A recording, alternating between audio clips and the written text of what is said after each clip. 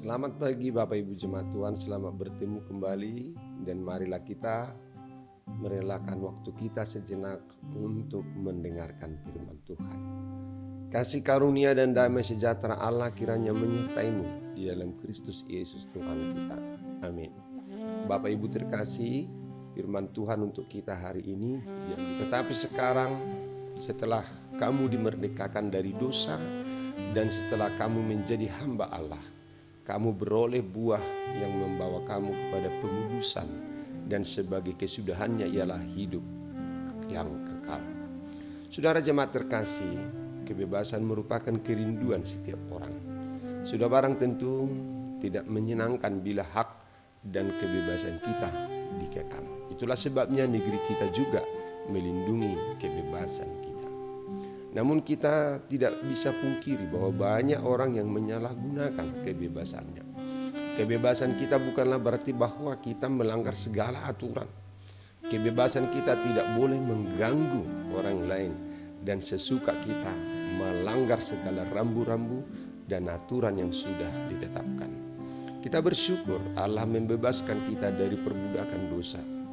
Ada sebuah kisah tentang seorang kepala Indian Cherokee tua yang duduk di depan api unggun bersama cucu lelakinya. Anak itu telah melanggar tata susila suku dan sang kakek ingin membantunya memahami apa yang membuatnya melakukan hal itu. Dalam diri kita seolah ada dua serigala, kata sang kepala suku. Satu serigala baik, yang lainnya serigala jahat. Keduanya ingin kita taati. Yang mana pemenangnya? Kata si bocah. Serigala yang kita beri makan, kata kepala suku tua yang bijaksana itu. Karena itu jangan layani apapun yang menarik hati kita untuk berbuat jahat. Olaf Olofsson adalah seorang warga negara Swedia yang bebas. Karena sedang mengalami krisis keuangan, maka pada tahun 1910 ia memutuskan untuk menjual tubuhnya kepada Karolinska Institute di Stockholm untuk dipakai penelitian medis. Setahun berikutnya kondisi keuangannya membaik sehingga ia memutuskan untuk membeli kembali tubuhnya. Namun institut tersebut menolak permohonannya untuk membeli kembali hak atas tubuhnya. Dan hukum membenarkan penolakan tersebut. Bahkan institut itu menuntutnya karena ia telah mencabut dua giginya tanpa sepengetahuan mereka. Kita semua adalah budak dosa dan telah mati secara rohani. Kecuali kita dilahirkan kembali, kita dapat terbebas dari hukuman dan kuasa dosa. Dan betapa saya bersuka cita karena telah dibebaskan.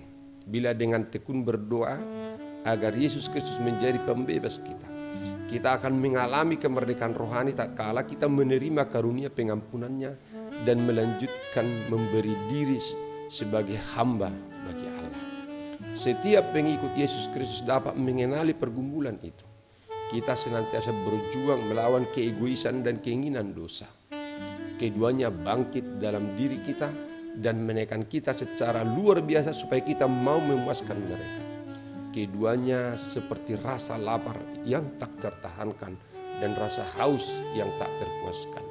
Mulanya mereka hanya satu keinginan kecil yang tidak berbahaya, tetapi kemudian mereka bertambah kuat dan akhirnya mengendalikan kita.